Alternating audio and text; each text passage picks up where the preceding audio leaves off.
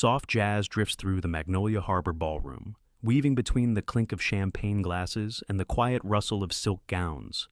A crystal chandelier hums above, scattering light like rain caught midair. In her hand, a glass of champagne has gone warm, a small circle of moisture marking the white napkin beneath it.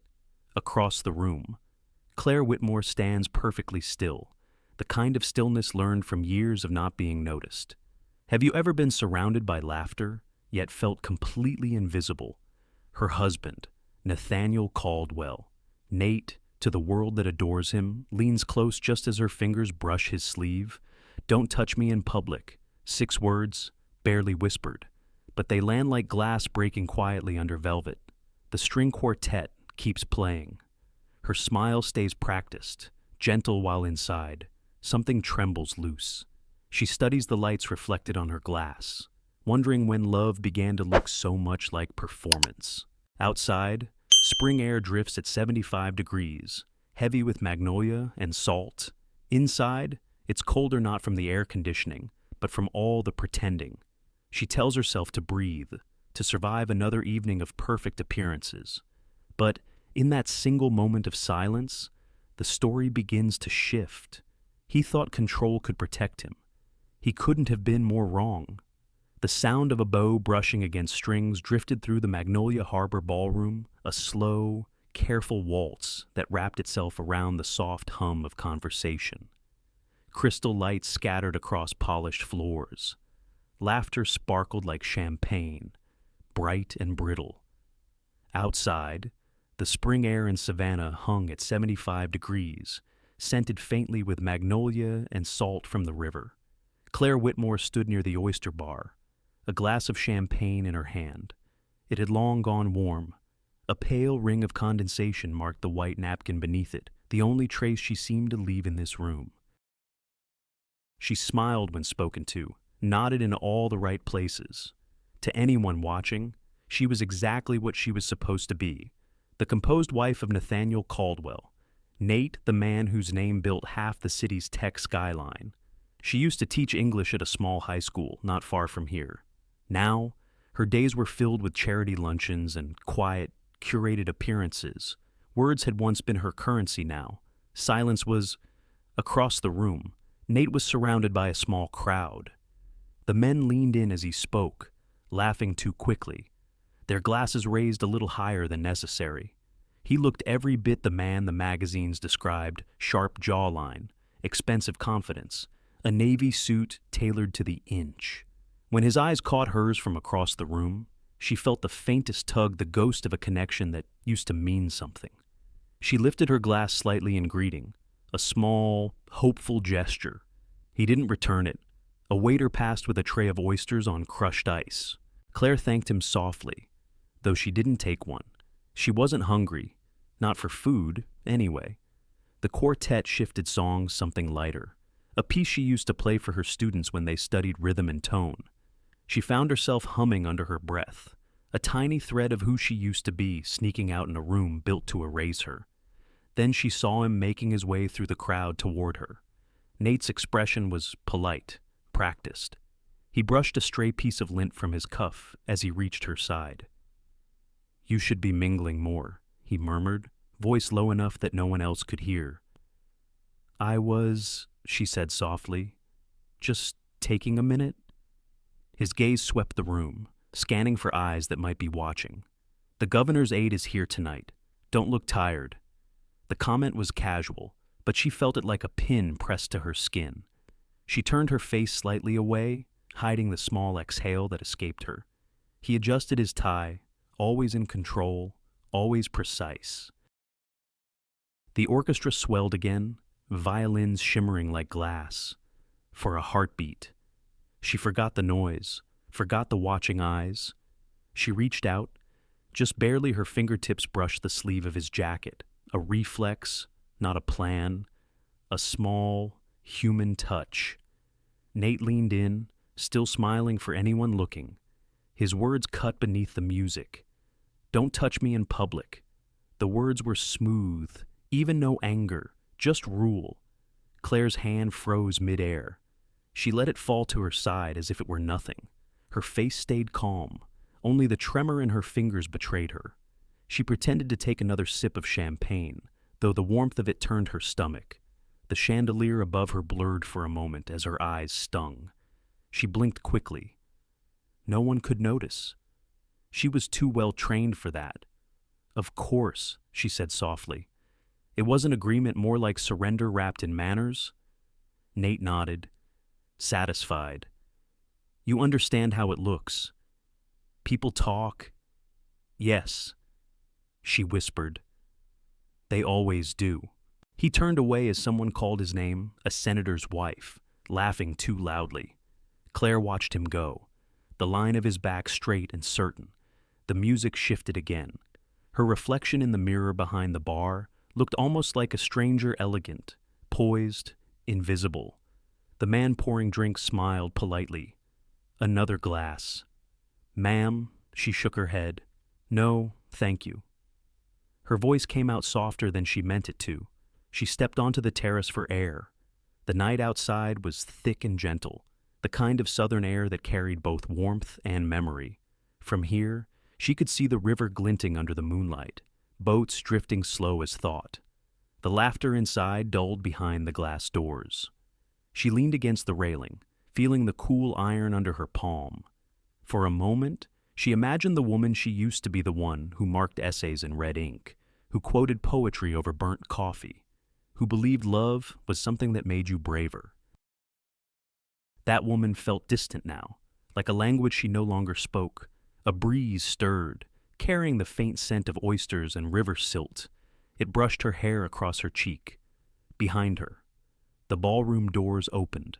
A couple stepped out, laughing bright and careless. The woman slipped her arm easily through the man's, her head resting against his shoulder.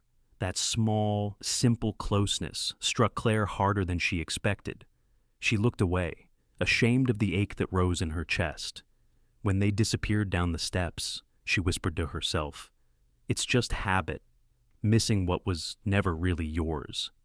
Her phone buzzed with a notification from a calendar app: the gala dinner next month, another charity brunch, another list of things that looked like a life. She silenced it. Inside, Nate was giving a short toast. The crowd gathered, clinking glasses. His voice carried confident, rehearsed thanking partners, investors, friends. Claire stood at the edge of the crowd, smiling when appropriate. When he said, "My wife," she lifted her chin automatically, though he didn't look her way. For the cameras, she was part of the frame, the supportive silhouette beside him. But inside, something had shifted, a small crack widening where air could finally pass through. When the applause faded, she excused herself to the ladies' room. The mirror above the sink reflected soft lighting, a line of orchids, and her own face calm, composed, but slightly blurred at the edges, as if the glass itself couldn't decide who she was. She touched her cheek. It felt cool, almost unfamiliar. Outside, the final waltz began. Couples returned to the dance floor. The lights dimmed just enough to make everything appear softer than it was. Claire stood by the doorway for a moment, watching them move in easy rhythm, hands on backs, heads close together, whispers no one else could hear. Her chest tightened not with jealousy, but with longing for something honest. A waiter passed, collecting empty glasses. Claire handed him hers, the damp napkin still clinging to its base. The faint ring it left on the table caught the light. She stared at it for a moment, that small, imperfect circle, before walking away. Somewhere inside her, a quiet thought rose, steady and certain. Something has to change. She didn't know yet what it would cost. But she knew this. She couldn't keep pretending she didn't exist. And as the night faded into the hush of polished footsteps and closing doors, Claire Whitmore, the invisible wife, took her first invisible step toward being seen. The ride home was quiet, except for the faint hum of the tires on wet asphalt. The air inside the SUV was cold, 66 degrees, steady as a heartbeat. Claire sat angled toward the window, her reflection faint against the passing lights. Outside, the marshlands lay flat and silver under the moon. Inside, Nate scrolled through his phone, thumb moving in sharp, efficient motions. No music, no talk, only the soft rhythm of breathing that didn't belong together anymore. The city lights thinned out mile by mile until only the dark outline of trees remained. Her hand rested on her lap, fingers curled around the cool clasp of her purse. She thought about saying something, anything, but silence had become their native language. It was safer that way. At the red light near the causeway, he finally spoke. "Next week's gala, the one for the Innovation Fund. I'll have the car pick you up at 7. His tone was flat, like reading from a schedule. "All right," she murmured.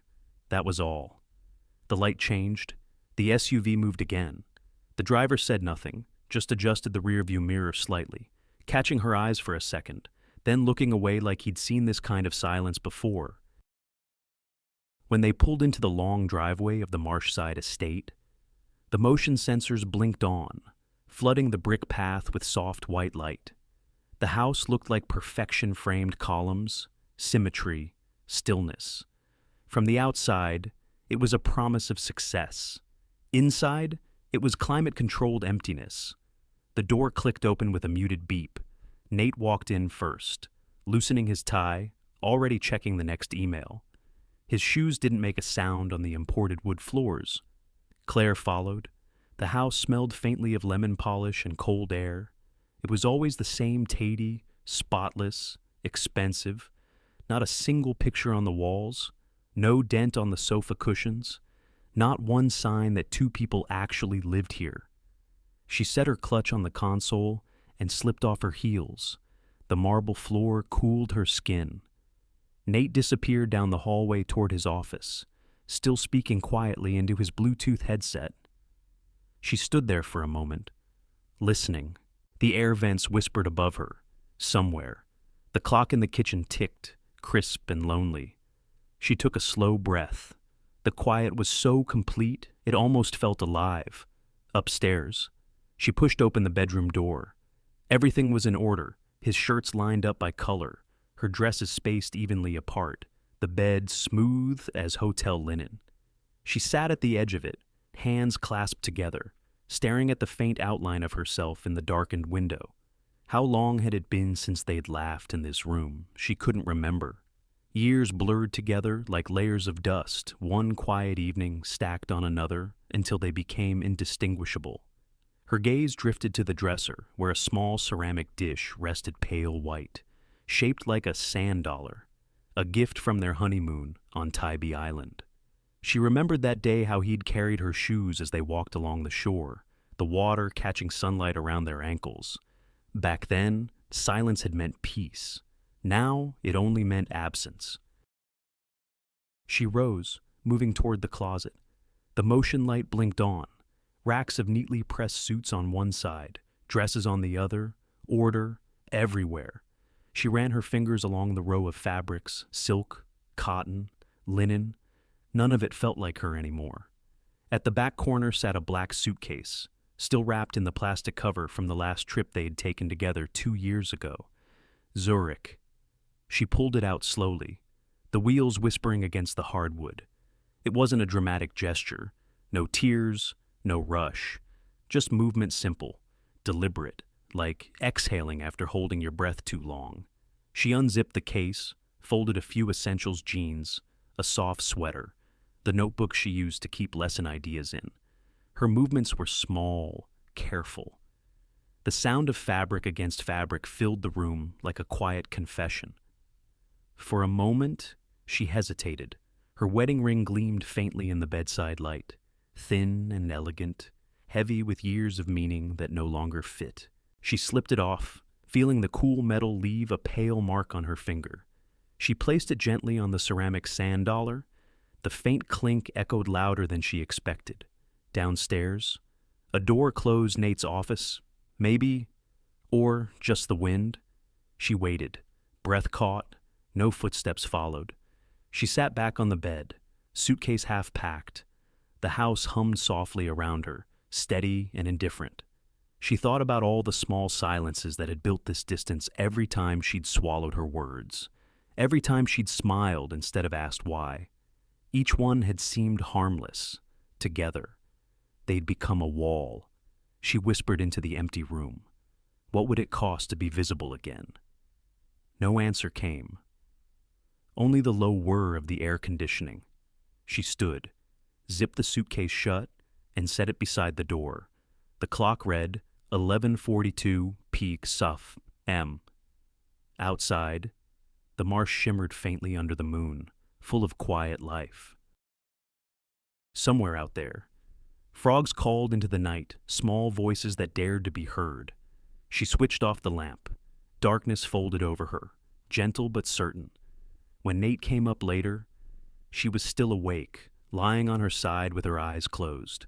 He didn't notice the packed suitcase, didn't see the missing ring. He moved around quietly, the routine intact jacket on the chair, phone on the charger, the weight of habit heavier than conversation. He slid into bed without a word. The mattress dipped, then stilled.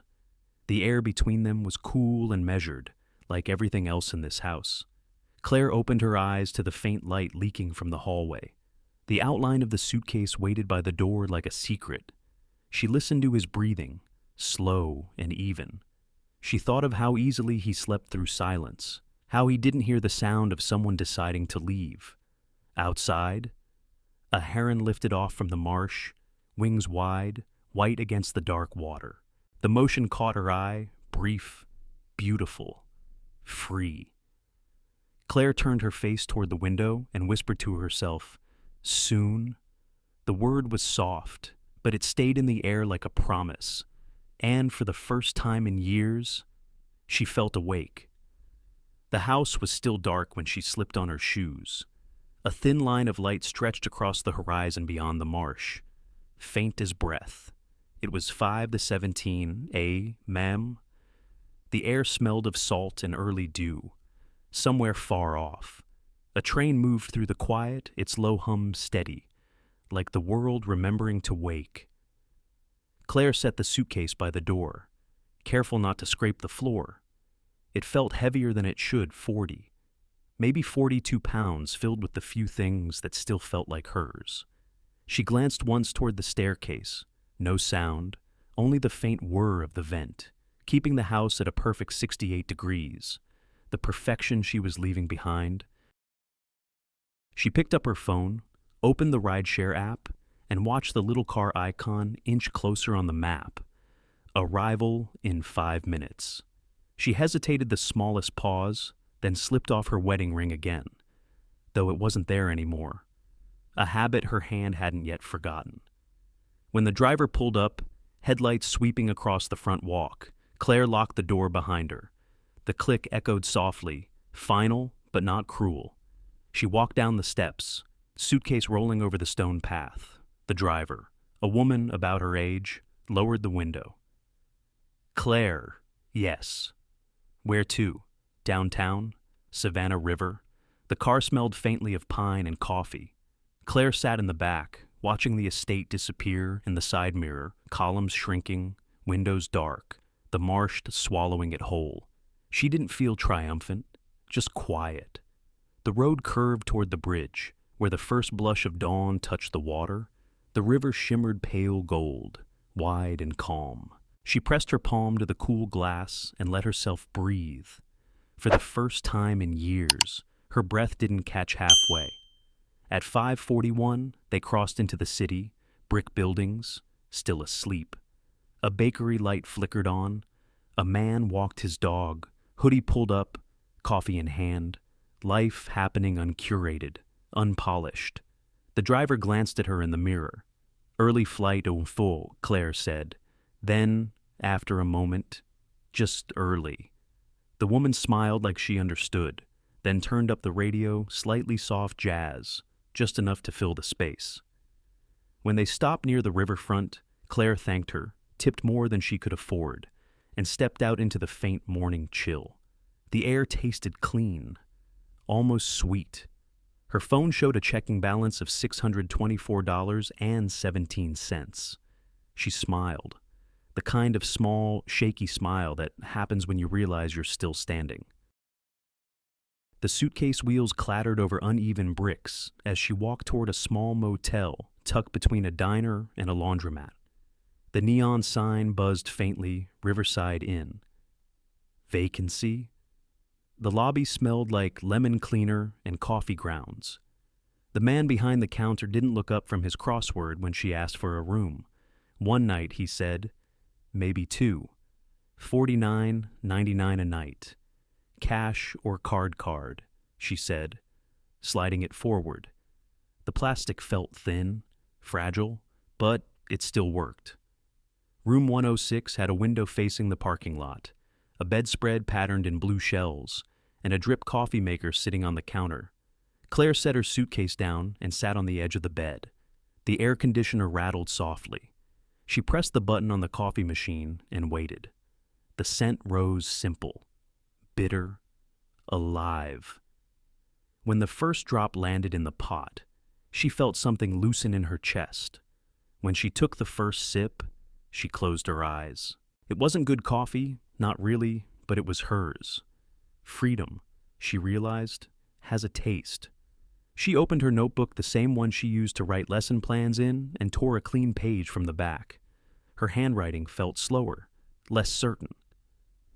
Note to self, I will not be invisible for the sake of someone else's image. The pen left a small ink blot at the end of the sentence. She didn't mind. Imperfection felt real.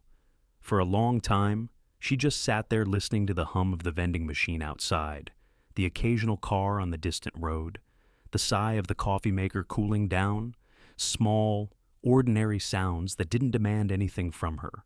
She thought about what came next.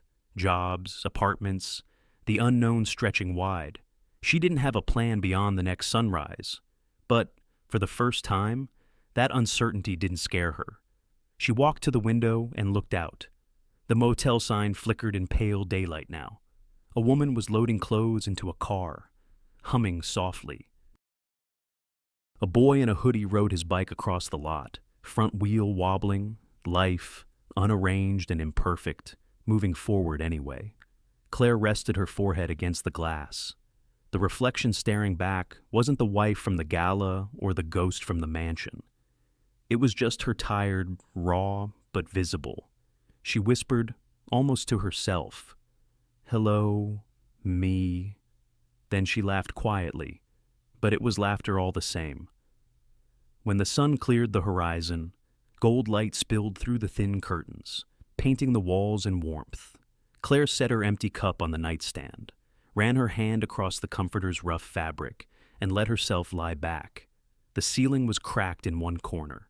She traced the shape of it with her eyes, the way she used to trace maps in her classroom, not for escape, but for direction. She wasn't escaping anymore. She was arriving. A knock sounded faintly, a cleaning cart rolling past. The sound of the world going on. She smiled again. Outside, a bird called from somewhere near the water. She couldn't see it, but she could hear the wings fast. Determined. Light. Claire whispered. Fly. Then, it was unclear if she meant the bird or herself. The day was just beginning. The coffee was already cold, but something inside her, small and alive, had started to warm. And in that quiet motel room by the Savannah River, Claire Whitmore took her first breath of freedom that actually reached her lungs. By late morning, the city had shaken off the mist. The Savannah River shimmered like a strip of worn silver, and traffic began to hum along Bay Street. Claire checked out of the motel with her suitcase in one hand and her coffee cup in the other. Now, lukewarm but comforting. Her phone buzzed with another low-balance alert, the kind of reminder that didn't need to be read to be felt. $624 had become $500 and change after 2 nights. It was time to move. The apartment search began the way most restarts do, with hope disguised as practicality. She walked through Midtown Savannah, past old brick facades and oak trees drooping with Spanish moss. The city was beautiful in the kind of way that didn't apologize for its age. Claire liked that. The first place she viewed smelled faintly of bleach and old carpet. The second had charm, but also water stains curling along the ceiling like maps of forgotten continents. The third was small, 520 square feet. Third floor walk-up, rent at $13.50 a month. The stairwell creaked, the faucet dripped, and the air conditioner groaned louder than it cooled. But sunlight poured through the windows, spilling across a patch of bare floor. It was the kind of light that made even a half-empty room feel honest. She said yes. The landlord. A kind man in his 60s with hands that looked like they'd built the place themselves, slid the lease across the counter. "It's not fancy," he said, "but it's safe, and it's yours." "Safe and mine," Claire said quietly, signing her name. That's enough. She moved in that evening, 1 suitcase and 2 grocery bags. She bought a second-hand lamp from a thrift store on Habersham Street and a coffee mug that said, "Take the leap." The words made her smile, not because she believed them yet, but because she wanted to. That night, she slept on the floor with a borrowed blanket. The hum of the street below was oddly soothing footsteps, laughter, the clink of dishes from a nearby restaurant. Real sounds, not the curated quiet of the mansion. She slept deeper than she had in years. Morning brought the next challenge work. She sat at her tiny kitchen counter, really just a wooden board balanced over 2 cabinets, and opened her laptop. Resume, references, education. She hadn't done this in a decade. Her fingers hovered over the keyboard. What did one even put after? Took a 10-year career break. She tried to sound capable without sounding desperate. She listed her years as a teacher, her volunteer work, her organizational skills that once ran a household too large for any one person to live in alone. She submitted applications to schools, libraries, offices, anything that felt remotely possible. And then she waited. Rejections came quietly, like cold drafts under a door, some polite, some automated. "Thank you for your interest, but we've moved forward with other candidates." She learned to recognize the phrasing, learned to brace herself for it. One afternoon, after the 5th email that week, she closed her laptop and stared at the blank wall across from her. Shame pressed at her throat. She took a deep breath, then reached for a sticky note and wrote, "1 application, Gafron, 1 step forward." She stuck it to the wall. By the end of the week, there were 7 sticky notes, small, bright affirmations in a crooked line above her desk. She called them her little wins. They weren't much, but they were visible. And visibility. She was learning, had its own quiet power. Her grocery budget was thin. She learned to make rice stretch 3 meals, to savor instant coffee as if it were imported roast. She bought fruit from a street vendor who always threw in an extra apple. "For luck," he said with a wink. She smiled, tucked the apple in her bag, and told herself maybe luck was just kindness with good timing. Each night, she opened her notebook before bed, jotting small things that went right. Didn't cry when the landlord raised the AC rent by $10. Got a call back from the school district, even if it was a no. Fixed the dripping faucet with a hair tie, and hope. It was humble progress, but it was hers. By mid-September, the sticky notes had begun to curl at the edges, but the wall looked alive, pink, yellow, blue reminders of persistence. Then one morning, as she poured coffee from her small drip pot, her phone buzzed, unknown number. She hesitated, then answered. "Good morning. Is this Claire Whitmore?" "Yes. This is Evelyn Park from the Low Country Literacy Initiative. You applied for our outreach coordinator position." Her heart caught, just slightly. "Yes, I did. We'd like to invite you for an interview this Thursday, if you're still available." Claire looked around her apartment, the one-room space filled with morning light and paper notes of small survival, and smiled into the receiver. "Yes," she said softly. "I'm available." "Wonderful. We'll send the details by email. We're in the converted warehouse on Congress Street. Can't miss the murals." When the call ended, Claire set the phone down and pressed both hands flat against the counter. The coffee in her mug had gone cold, but she didn't notice. She stood still for a long moment, the faint buzz of the refrigerator filling the quiet. Then she whispered, "Thank you. To no one in particular, to the universe?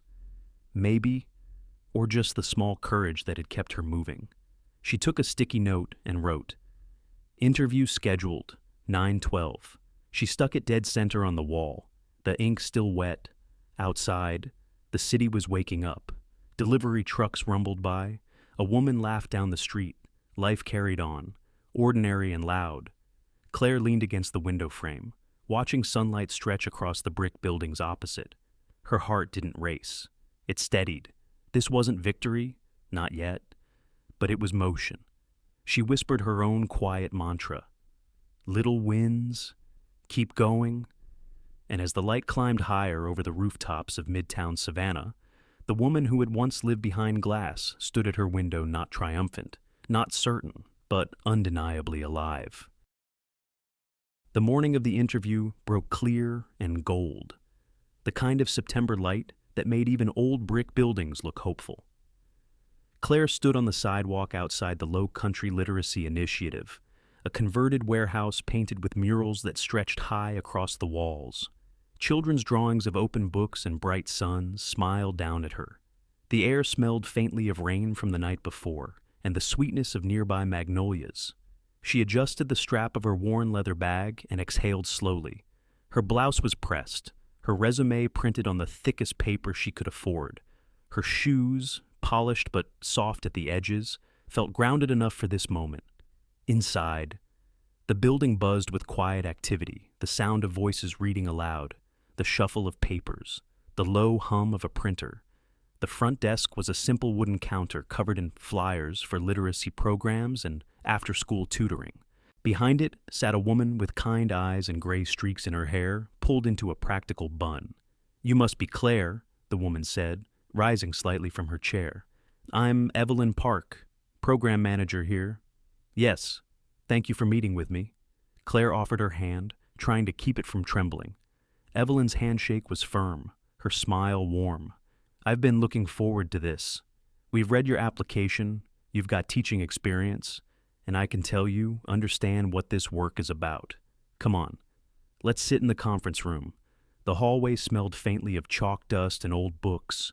Hand-painted signs labeled the rooms Reading Lab, Story Circle, Teacher Resources.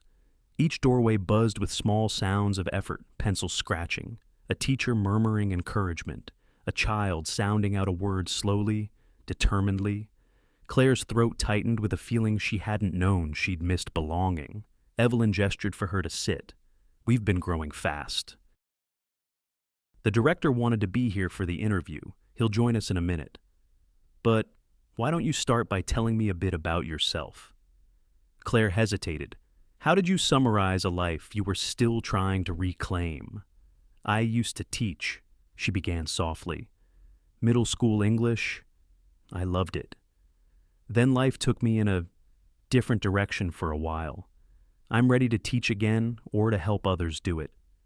Reading changes things. It changes people."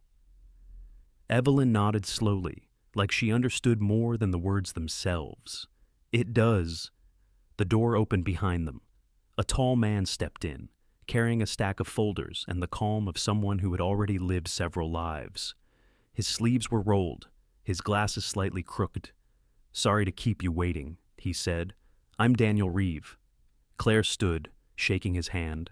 His palm was warm, his grip steady. He looked at her the way people rarely did directly, but without pressure. "Evelyn's told me you've got classroom experience," he said, sitting across from her. "We're expanding our community reading labs, small hubs in rural counties where adults and kids can learn together. We need someone who can build those programs from the ground up. It's not glamorous work. It's driving dirt roads, setting up folding tables, running on coffee and conviction." Something in his tone, plain, honest, made her smile.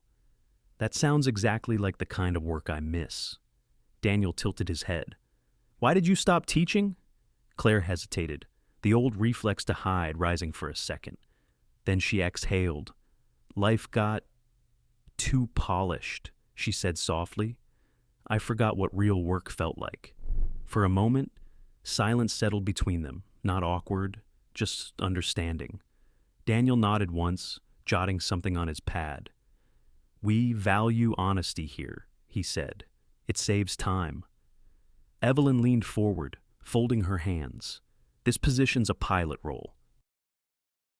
3 counties, 2 book vans, and a dozen volunteers waiting for structure. It's part logistics, part teaching, part improvisation." Claire's pulse quickened. "That sounds challenging." "It is," Daniel said, his expression thoughtful. "But it matters. You'd be building bridges, not just programs." He pushed the folder toward her. Inside was a map, rural towns scattered along the river basin, marked with handwritten notes. Claire traced one with her fingertip. The name sounded familiar, a small place she used to pass during field trips years ago. She remembered the worn school building, the hand-painted sign out front. "I'd like to help," she said quietly, surprising even herself with how steady her voice sounded. Daniel smiled faintly. "Then, let's make it official. We can start with a 3-month contract. If it fits for both sides, we'll extend." "Fair." She blinked. "You mean I got the job?" "Sometimes you know when someone's right," Evelyn said, grinning. "You don't need to overthink it." Claire felt the sting of sudden tears she didn't want to shed in front of them. She nodded, pressing her hands together in her lap. "Thank you," she whispered. "Really?" Daniel stood, offering his hand again. "Welcome to the team, Claire. We meet chaos with compassion here. You'll fit right in." Outside, the sun had climbed higher, lighting the murals in fierce color blues, yellows, reds that almost glowed. She stepped onto the sidewalk, the job offer letter folded carefully in her bag. For a long moment, she just stood there, watching the street shimmer in heat and possibility. A gust of wind lifted her hair, carrying the smell of paint and river salt. She laughed under her breath soft, a little disbelieving. Across the street, a group of kids walked by with backpacks too big for their shoulders, their chatter spilling into the air. One boy was reading out loud from a crumpled book as they walked, tripping over a word, then trying again until he got it right. Claire felt the lump rise in her throat again. She turned away, blinking hard. Back at her apartment, she placed the offer letter on the counter beside her coffee mug. The sticky notes still lined the wall her little wins. She added a new one, written in careful ink. "Got the job. Start Monday." She stepped back to look at the crooked row of color, each note a small, stubborn heartbeat of survival. As for the first time, the word purpose didn't feel abstract. It felt like something she could touch. She whispered it once, tasting the shape of it in her mouth. Purpose. Outside her window, the afternoon light caught the corner of a passing cloud, breaking it into gold, and in that quiet room filled with sticky notes and the scent of fresh coffee, Claire Whitmore smiled, not because her life was fixed, but because for the first time in years, it was finally hers to build. The mornings started early now, not the silent kind she used to know, but the good kind filled with motion, voices, and the smell of paper and coffee. By 7:30, Claire was already at the converted warehouse, stacking lesson binders and sorting donated books into bins marked by reading level. The hum of the old industrial fans mixed with the sound of laughter from the volunteers. She liked that sound. It was imperfect, human. The first few weeks blurred into a steady rhythm, lesson plans on Mondays, book van runs on Wednesdays, and Saturday trainings with teachers from across the counties.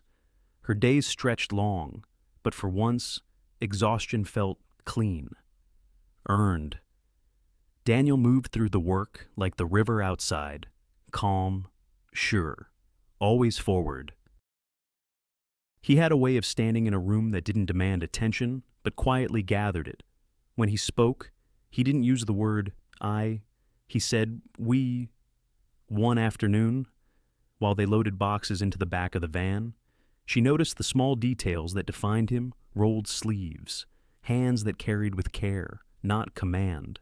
He lifted the heavier stacks without showmanship, just steady intention. "You don't have to rush," he said when he caught her straining to move too much at once. "I'm fine," she said, brushing a strand of hair from her face. He smiled slightly. I didn't say you weren't. I just said you don't have to rush. It wasn't a correction, more like permission to breathe. She hadn't realized she needed it until then. Out on the road, the van rattled over uneven asphalt, the air thick with the scent of pine and gasoline. They drove past fields, small houses with peeling paint, and churches with handwritten signs out front. The world outside the city was slower, less polished.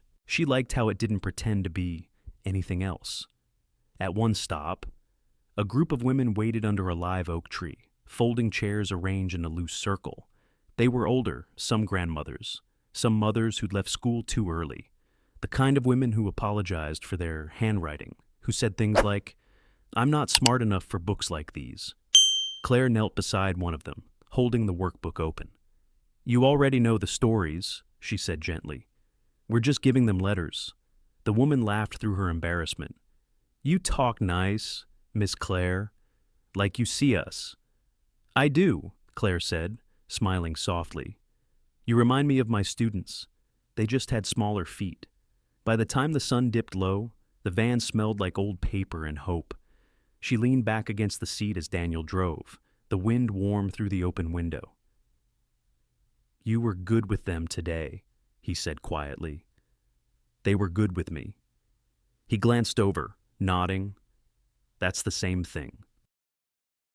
She turned to watch the blur of trees pass by, her chest tight with something like gratitude. She hadn't realized how much she missed being useful, how much she needed to matter. At the warehouse, the volunteers lingered after sessions, talking about ideas for new reading corners and mobile libraries. Daniel listened more than he spoke. When someone suggested a change, he asked questions, not for control, but for clarity. One evening, Claire caught him standing by the mural, hands in his pockets, looking at the painted figures of children holding books up to the sky. "You ever think," he said without turning, "that maybe the best thing we can do is give people tools, not answers?" She smiled. "That's teaching, isn't it?" He looked at her then, and for a brief moment, there was something unspoken between them, not romance exactly, but recognition, the kind of connection built on mutual quiet. Still, Claire kept a gentle wall around her heart. Gratitude was safe. Hope, less so. She knew too well how easily admiration could blur into longing. So she let the work be her compass. Each morning, she grew surer at the whiteboard, her handwriting bolder, her voice carrying farther. Her laughter came easier now, the kind that stayed in the room, even after she left. The volunteers began to look to her naturally, asking, "Claire, what do you think?" she answered without checking herself first. One Saturday, during a training session, a young teacher intern struggled with a lesson plan. "They just don't listen." The girl sighed, frustration edging her voice. Claire crouched beside her. "Try listening first," she said softly. "They'll give you the words you need." The girl looked up, confused. "You mean, like, to their stories?" "Exactly. To their stories." Daniel, from across the room, caught her eye. He smiled proud, but quiet about it. She looked down quickly, not wanting him to see the warmth rising to her cheeks. That evening, after everyone left, she stayed late to clean up stray papers and dry erase markers. Daniel was still there, typing something at his desk. "You don't have to stay," he said without looking up. "I know," she replied, stacking binders. "I like the sound of this place when it's tired." He chuckled softly. "That's a first. Maybe I just recognize it," she said. "That quiet that comes after giving your best." He finally looked up, studying her face for a moment. "You've got that teacher rhythm again," he said. Claire shrugged lightly. "Feels like coming home." He nodded, the corners of his eyes soft. "You built half of that rhythm yourself. Don't forget that." For a moment, neither of them spoke. The light through the high windows turned amber, dust drifting like faint snow. Claire felt a stillness she hadn't known in years, not emptiness, but peace. She gathered her things, slinging her bag over her shoulder. "See you Monday," she said. "Drive safe," he replied, standing as she walked to the door.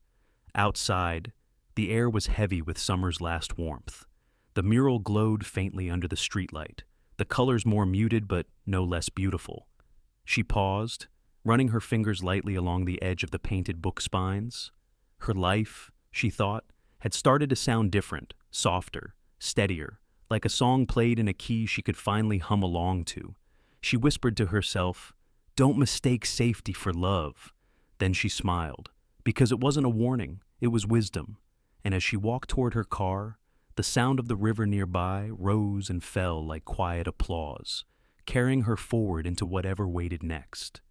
By October, the air in Savannah had softened, still warm in the afternoons, but carrying that faint edge of change that hinted at fall.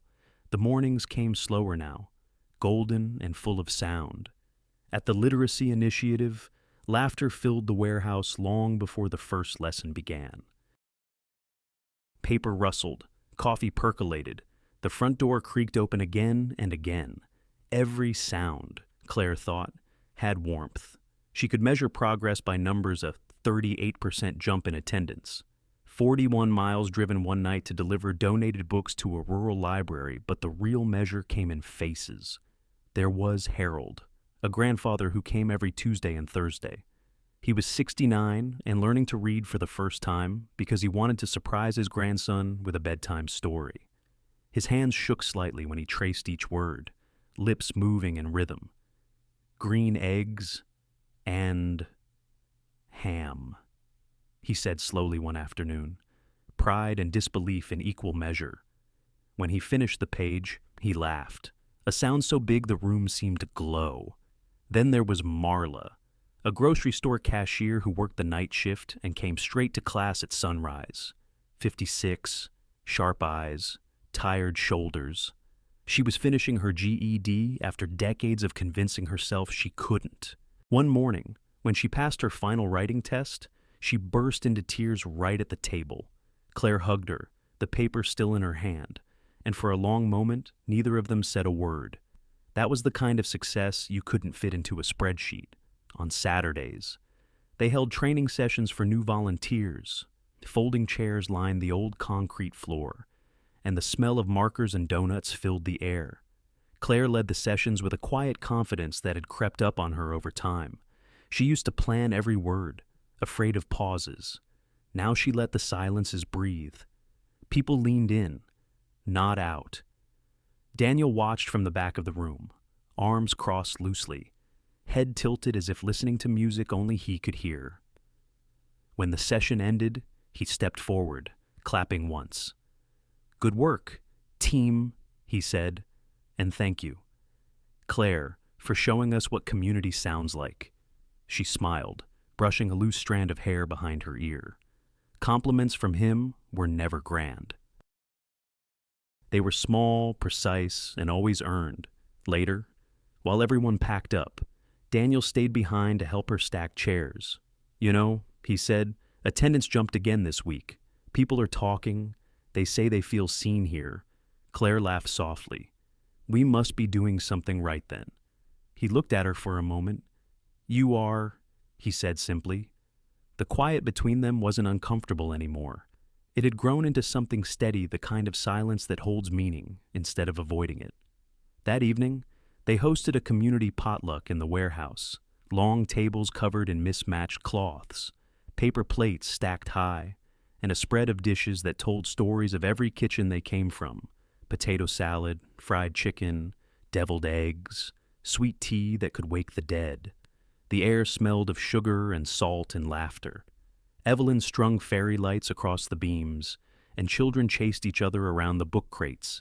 Someone brought a guitar, another a tambourine, and soon the noise turned into something like a choir off-key but full of life. Claire sat at one of the folding tables, watching the people she'd come to love. Her heart swelled in a quiet, aching way. These weren't just students or volunteers. They were threads in a bigger fabric, messy, bright, stitched together by stories. Daniel walked over, 2 paper cups of lemonade in hand. He handed her one and sat across from her. The lights reflected off his glasses, soft and golden. "This," he said, gesturing around the room, is why we do it. Claire nodded. It's noisy, she said with a smile, and a little chaotic. He grinned. That's how you know it's alive. They sat for a while without talking, just letting the noise wash over them. The laughter, the clatter of plates, the offbeat rhythm of someone clapping along to a song they didn't quite know. Claire's mind drifted for a moment to a ballroom once filled with silence, to a life measured by appearances. And now, here she was, surrounded by imperfection that somehow felt perfect. When the evening wound down, and the last guests waved their goodbyes, Claire and Daniel stayed to clean up. She gathered paper plates while he folded tables. The warehouse was quieter now, but still warm with the echo of voices. He turned off one string of lights, leaving only the ones near the mural. The painted books glowed faintly in the dimness. "Do you ever stop and think," he said, wiping his hands on a towel, "how strange it is that some of the best work we'll ever do won't have our names on it?" She looked at him, the question settling deep in her chest. "I think that's what makes it good work."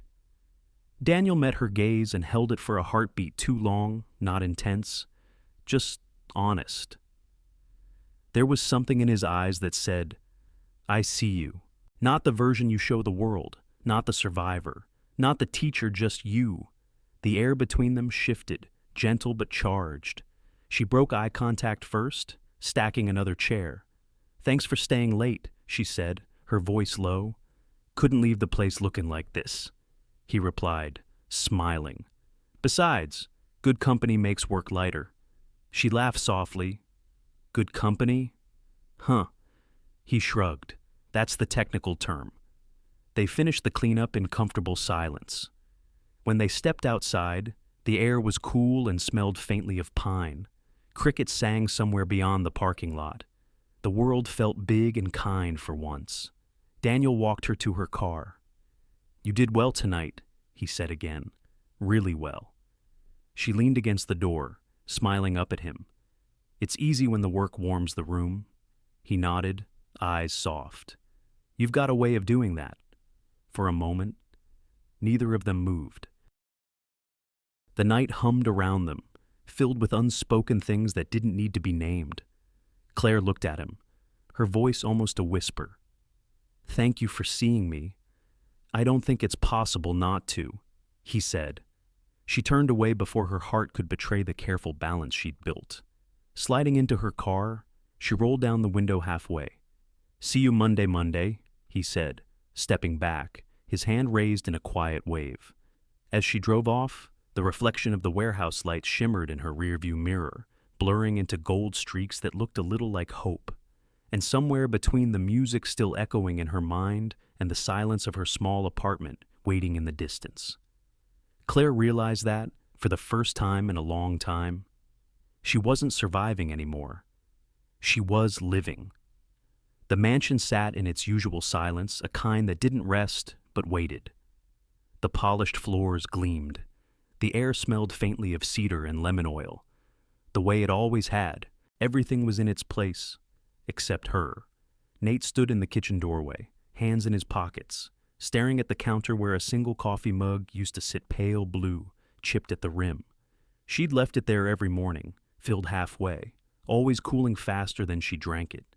He hadn't noticed how the house smelled different until now. No faint trace of her perfume, no soft rustle of her footsteps against the tile, just stillness. The housekeeper came twice a week. She dusted the piano keys, watered the orchids, wiped down the marble counters, but she didn't touch the mug. It wasn't there anymore.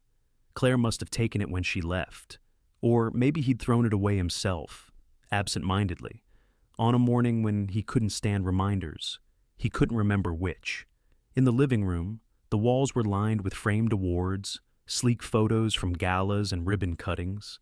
The smile in every picture was the same, measured, confident, curated. Looking at them now, Nate felt a strange disconnection, like he was staring at a version of himself built for public lighting. The Forbes profile had come out that week. Nathaniel Caldwell, the impenetrable mind behind Savannah's tech revolution. He'd read it twice. The praise felt thin, almost brittle. They called him visionary, disciplined, a man who built walls of strategy and success, impenetrable. The word was meant as flattery, but it echoed differently in his chest. It sounded like a diagnosis. His phone vibrated on the counter, a message from his head of communications. Investors are asking about the separation. Need clarity for PR optics. Call when you can. He didn't call. He poured himself a drink instead, though it was barely noon. The amber liquid hit the glass like memory, sharp, quick, burning.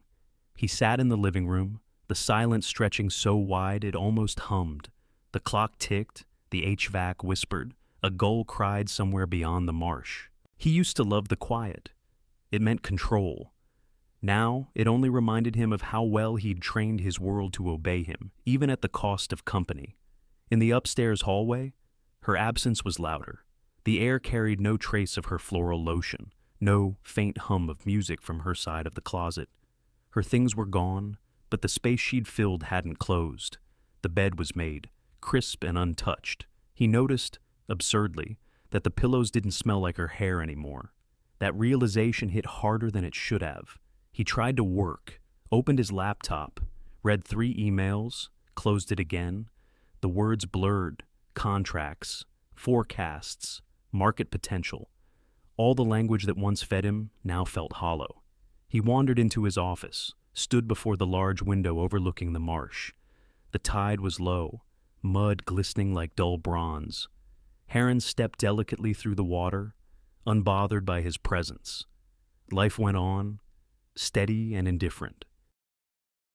He remembered the morning she'd left, or rather, the morning after. The ring sitting on that ceramic sand dollar dish. He hadn't touched it, still hadn't. It sat there, catching sunlight like it had something to say. He poured another drink, but halfway through, he set the glass down. His hands were shaking. He told himself it was the caffeine. It wasn't. In the afternoon, his assistant called to confirm his appearance at a networking gala that weekend. "Would you like me to RSVP for 1 or 2, sir?" she asked. The question lingered longer than it should have. "1," he said finally. His voice was even, but something in it cracked a hairline fracture only he could hear. He hung up and walked to the garage. The car gleamed under the fluorescent light black paint. Mirror smooth. The kind of car meant for people who never had to explain themselves. He drove without a destination. Just motion. The city unfolded in slow rhythm cobblestone streets. Oaks heavy with moss. Sunlight rippling off the river. He passed the bakery where they used to stop for croissants on lazy Sundays. He didn't stop. He told himself it was because of time. The truth was, he couldn't remember what he'd order without her. He crossed the bridge into the old district, where murals covered brick walls and community centers pulsed with color, the kind of neighborhoods he'd once driven past without looking. Today. His eyes caught on one building, the warehouse painted in bright blues and yellows, sunlight bouncing off the murals of open books and children reading beneath trees. He slowed down, reading the sign painted above the door, Low Country Literacy Initiative. For a second, he couldn't breathe. He didn't need to step closer to know she was inside. It was exactly the kind of place she'd belong hands-on, human, messy in the best way. He imagined her laugh echoing off the old concrete walls, her voice steady as she guided someone through a line of text. He pulled the car to the curb. The engine idled softly. Through the open doorway, he could hear voices' laughter, the shuffle of papers, a teacher calling out directions, and then, faintly, hers. He froze. He could almost picture her, hair tied loosely, eyes bright in concentration. The image hit like sunlight after a long winter, too sudden, too sharp. For a moment, he thought about walking in, saying something, anything. But what I'm sorry I didn't notice until it was too late. Words that small didn't fit the damage he'd done. He shifted the car into park, but his hands didn't move to open the door. He sat there, staring at the doorway, heart pounding with something unfamiliar. Not jealousy, not yet. more like recognition of what he'd lost and who she'd become without him. A child's laughter rang out, followed by applause. He saw her silhouette move across the light. That was enough. He didn't need to see her face to feel the truth of it. She was alive again, and he was only beginning to understand what that meant. Nate put the car back in gear, the tires crunching softly over gravel. He didn't look back, but the reflection in his rearview mirror caught a flash of blue and yellow color blooming where his world had gone gray. As he crossed back over the bridge, the late afternoon light stretched across the marsh, warm and forgiving. For the first time in months, he didn't turn on the radio. He let the quiet sit with him. Not the old, armored quiet. This was different. Uneasy, honest, full of echoes he couldn't ignore. He whispered under his breath, barely audible even to himself. "What did I do?" The wind carried the words away, leaving only the sound of tires on asphalt, steady and unresolved. And somewhere between the city and the mansion, waiting at the end of the causeway, Nate Caldwell felt the first crack form in the mask he'd spent a lifetime wearing. The river shimmered like glass under the evening lights. Inside the hall, the sound of jazz spilled out across the water, mingling with the scent of oysters and candle smoke. It was one of those Savannah nights that looked perfect on camera, elegant, generous, rehearsed. The kind of night Nate Caldwell used to own without trying. Claire stood at the podium, a soft spotlight tracing her outline. Her dress wasn't expensive, but it was graceful deep blue, simple lines, fabric that moved like water when she breathed. In her hand, a small note card, mostly unnecessary now. She'd practiced the words enough times to let them go. The microphone caught the quiet in her voice, the steady kind that came from conviction, not performance. She spoke of miles driven, families reached, people who learned to read their own mail for the first time, of the 38% rise in attendance, of Harold reading to his grandson, Marla earning her GED. Every story landed like a heartbeat. When she finished, the room stood. Applause rose in waves, genuine and loud. Claire exhaled, her shoulders loosening as she glanced toward Daniel near the side of the stage. He gave a small nod, proud, quiet. Exactly what she needed. Nate was near the back of the room. He hadn't planned to be there. His assistant had mentioned the event that morning, said it was a good look to show up. He told himself that was why he came. But as he stood in the crowd, the reason felt different, heavier. He watched her on stage, watched the ease in her movements, the warmth in her smile. She looked alive in a way he couldn't remember, or maybe had never taken the time to see. She stepped down from the podium, laughter following her. Daniel met her near the edge of the stage, his hand resting lightly on her shoulder, not possessive, not even intimate, just present. The gesture was simple. To everyone else, it was nothing. But to Nate, it landed like a spark in dry wood. The glass in his hand trembled slightly. He set it down, the ice clinking against crystal. The muscles in his jaw tightened as he watched them speak. Her face animated. Daniel's eyes fixed, listening. For a second, Nate's chest burned with something hot and sour. Jealousy wasn't a feeling he allowed himself often.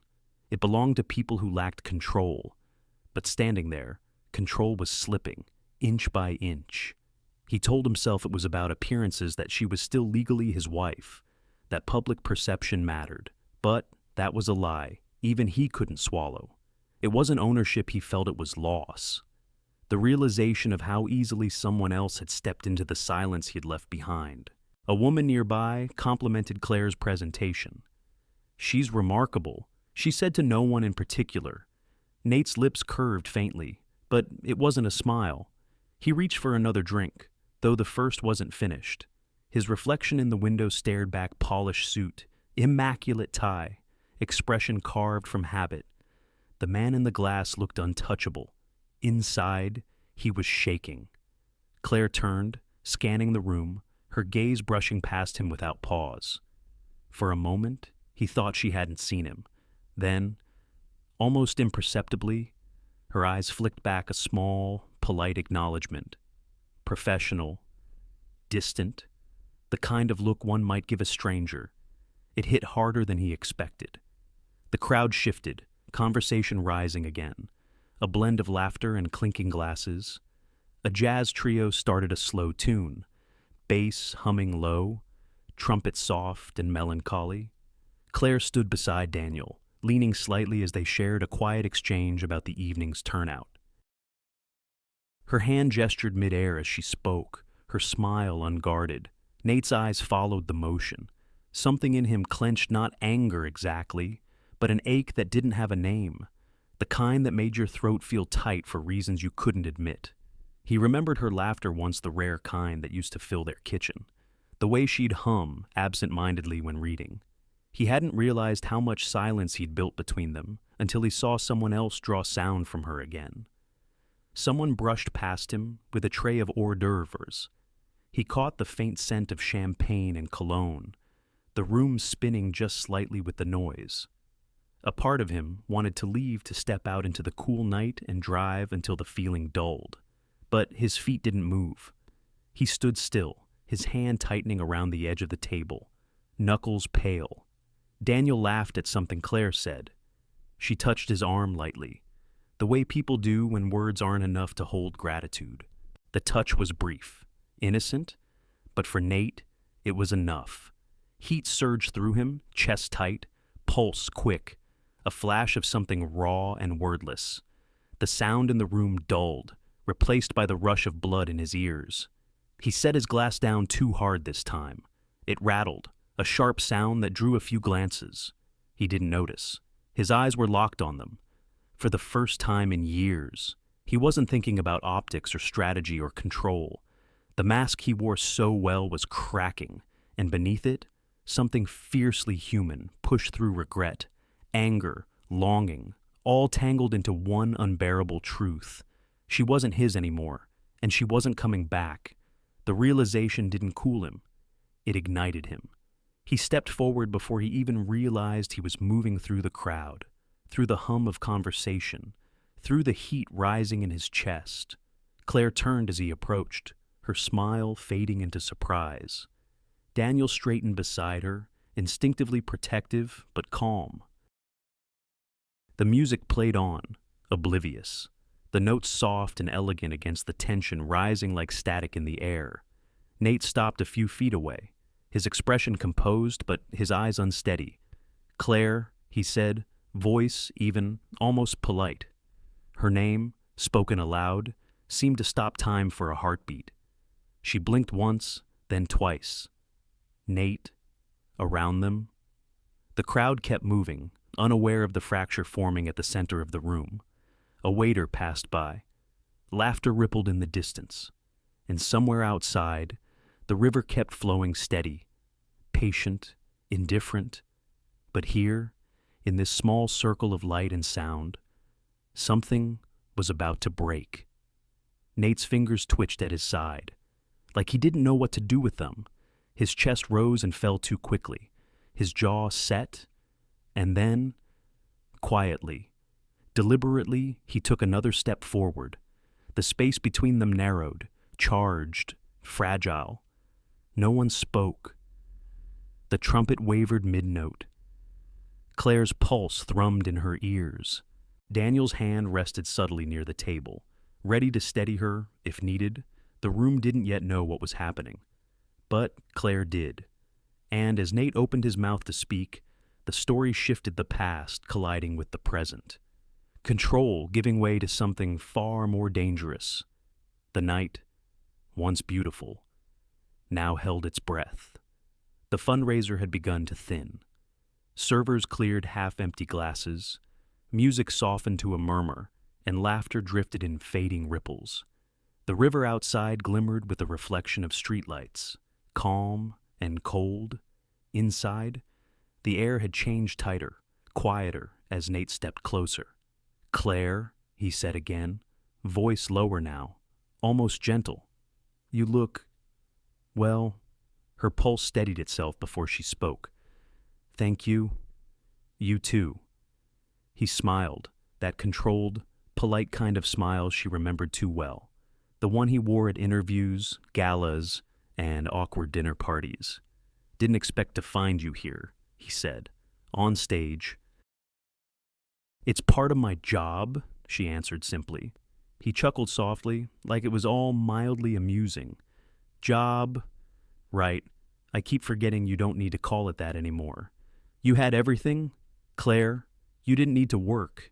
Her fingers tightened around the stem of her glass. She could feel the cold against her skin, the condensation running down her hand. When she looked at him, her voice came out quieter than she expected. Not angry, not defensive, just clear. I had things, Nate, not respect. For a moment, he said nothing. The silence between them was the same one that had filled their house for years, polished, heavy, full of unspoken rules. Daniel had stepped back, giving them space but not distance. He stood near enough to see the tension, but far enough not to intrude. His presence was steady, a quiet reminder that she wasn't alone.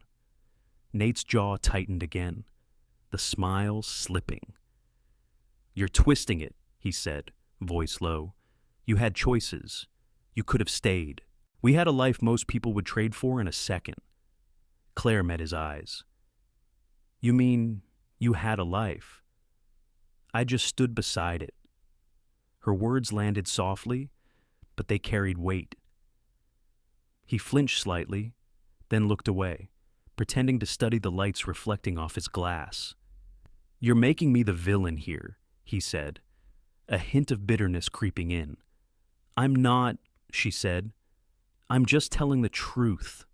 He took a slow breath, his composure cracking around the edges. You think this, he gestured vaguely toward the room, toward Daniel, toward her is better, living on paychecks and handshakes. You could have had security, comfort, everything. Claire's gaze softened, not with pity, but understanding. You keep saying everything, Nate, but you never asked what everything meant to me. He stared at her then, really looked as if trying to reconcile the woman in front of him with the one who used to stand in his shadow. Her posture was calm, her eyes bright, her voice steady. It unsettled him. Daniel shifted slightly, ready if the moment needed grounding. Claire noticed but didn't turn toward him. This conversation and this fracture belonged to her. Nate ran a hand through his hair, exhaling. Look, maybe we both overreacted. Maybe it just got complicated. It doesn't have to stay that way. His tone softened, coaxing. You can come home. We can fix this. The words were careful, deliberate, familiar. They carried the same weight they always had ownership, dressed as care. Claire tilted her head slightly. Home, she repeated. You mean the house where I couldn't touch your arm in public, the place where silence was safer than honesty? He blinked, caught off guard. You're being dramatic. No, she said gently. I'm being precise. The music in the background changed a slow song, something wistful. The conversations around them blurred, leaving only their voices. Nate's charm began to fray. You don't get it, do you? People are watching. They see you here with him. He nodded subtly toward Daniel. And they think I'm human, she said. Her calmness disarmed him more than anger ever could. For the first time, Nate's control cracked. You left me like I didn't matter, he said, voice rough now. After everything, Claire shook her head slightly. I didn't leave you, Nate. I left the person I had to become to survive you. The words hung in the air, soft but final. He stared at her, eyes sharp with confusion and disbelief. You make it sound like I was cruel. She took a small step closer, her voice lowering. You weren't cruel. You were careful. You built a life that looked perfect and made sure nothing could break it. Not even love. His lips parted slightly, but no words came. The silence stretched again. Daniel's eyes flicked between them, sensing the end of something, or maybe the start. Nate looked down at his hands.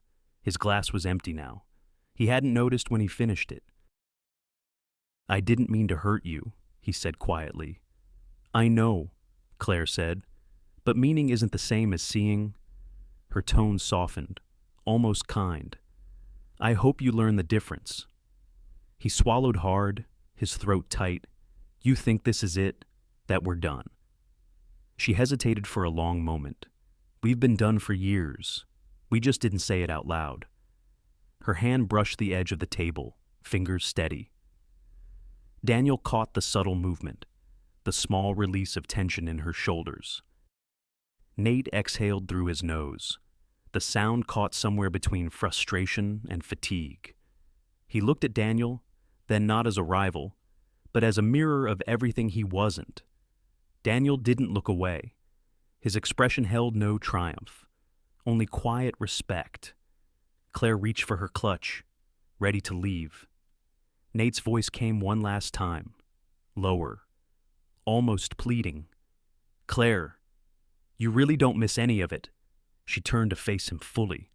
I miss the idea that we could have been kind to each other, she said, but not the life that kept us pretending. Her words settled over the moment like dust after a storm.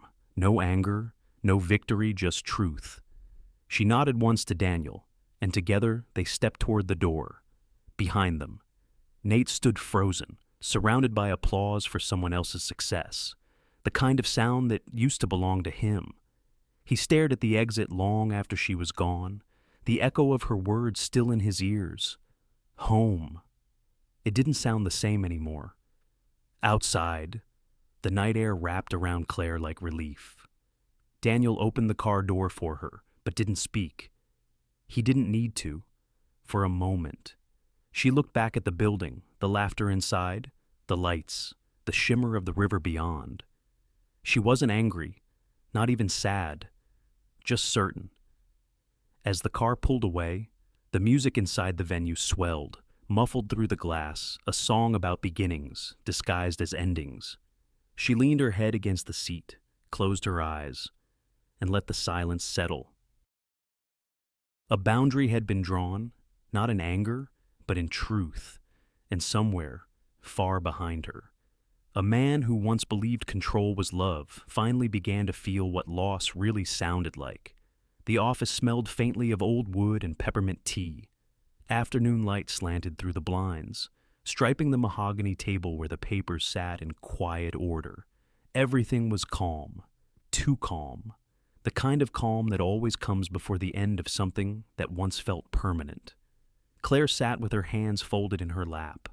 Her attorney, Margot Lyle, adjusted her glasses and spoke in the kind of voice that didn't need to be loud to be heard. Late 50s, steady eyes, the kind of woman who'd spent a career guiding people through storms. He's bringing his own counsel, Margot said softly. You don't have to speak if you don't want to. I can handle everything. Claire shook her head. No, she said, voice quiet but firm. I need to be the one to say it. Margot studied her for a moment, then nodded. Then you'll say it once, clear, simple, and done. Across the room, a car door shut. The faint sound of footsteps followed, even, measured, familiar. Nate entered with his lawyer in tow, suit impeccable, expression unreadable. He gave a brief nod to the room, the kind that passed for civility when words would only betray what you felt. The lawyers exchanged greetings, shuffled papers, murmured about logistics. The air conditioner hummed softly at 68 degrees. Claire found herself tracing the edge of her sleeve, a small grounding motion to remind herself she was here, not there. Margot spoke first, outlining terms that were as straightforward as they could be. Claire wasn't asking for the estate, or the stocks, or the trust accounts, just the legal share that ensured a clean break. Nate's lawyer frowned. She's entitled to more, considerably more, Margot smiled faintly. She's aware. The silence that followed was heavier than any argument. Nate's jaw flexed once. You're really walking away from all of it, he said, his voice calm but tight around the edges. Claire looked at him, her tone even, from the money. Yes, from the noise that came with it, absolutely. He blinked once, slowly. You're making a mistake.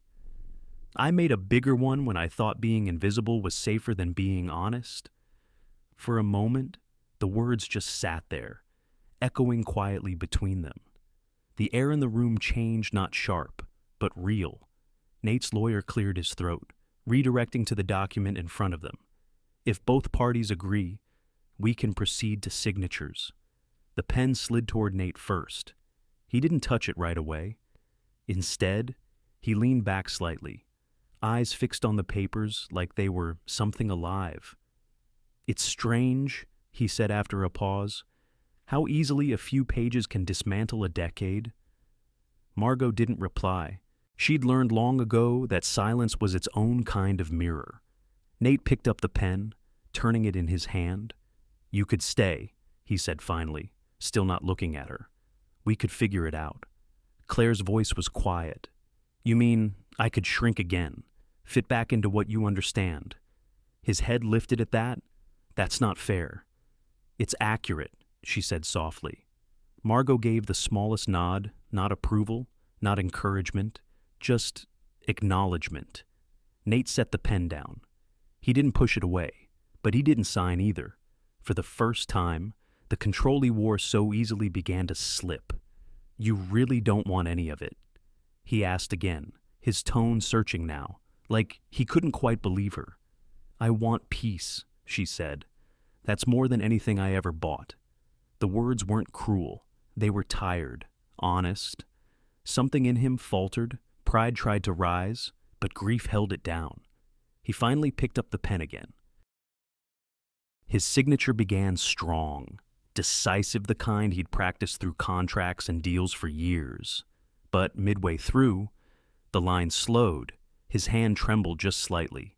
When the ink dried, it felt like the room exhaled for him. Margot reached over, turned the page toward Claire. "Your turn," she said gently. Claire signed without hesitation. Her hand didn't shake.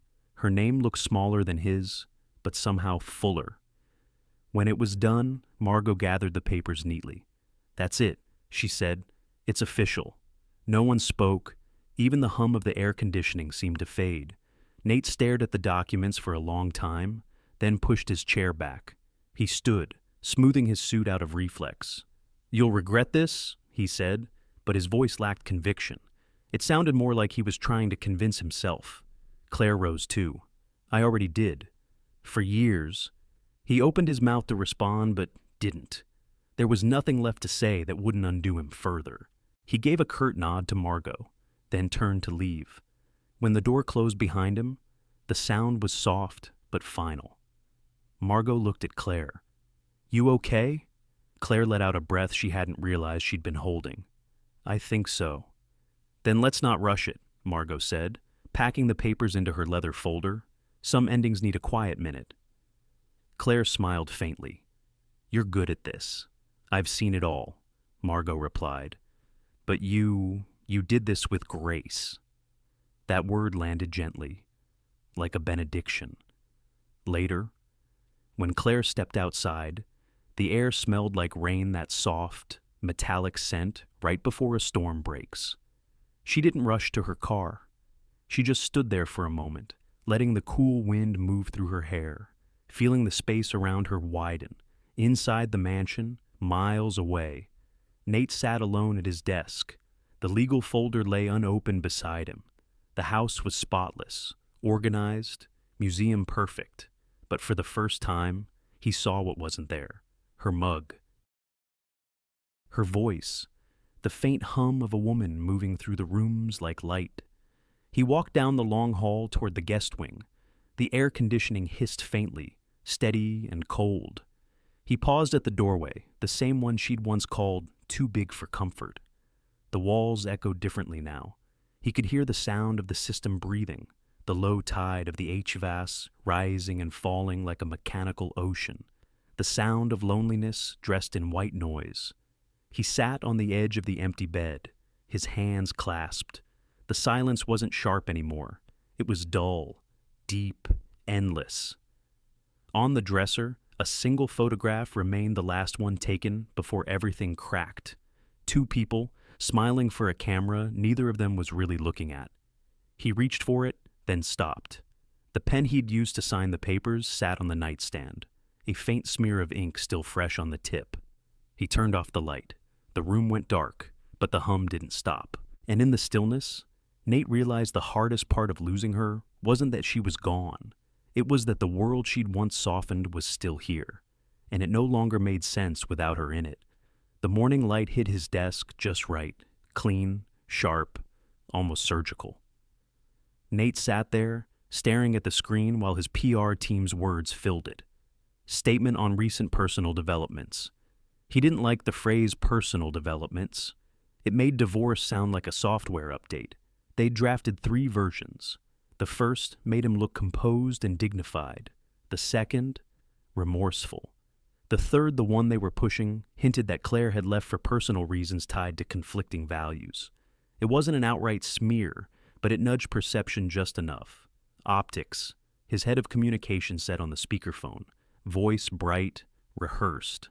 If we stay ahead of the story, you maintain control. People respect control. He nodded absently, eyes on the paragraph. Control. That word again? It used to feel like armor. Now it sounded like a cage. He read the line again. While I've always supported my wife's passions, our paths diverged. His chest tightened. He could almost hear Claire's voice in his head, calm and unflinching. Our paths didn't diverge, Nate. You closed the door. He scrolled to the bottom of the draft, cursor blinking where his approval signature would go. His hand hovered over the mouse. Something in him faltered.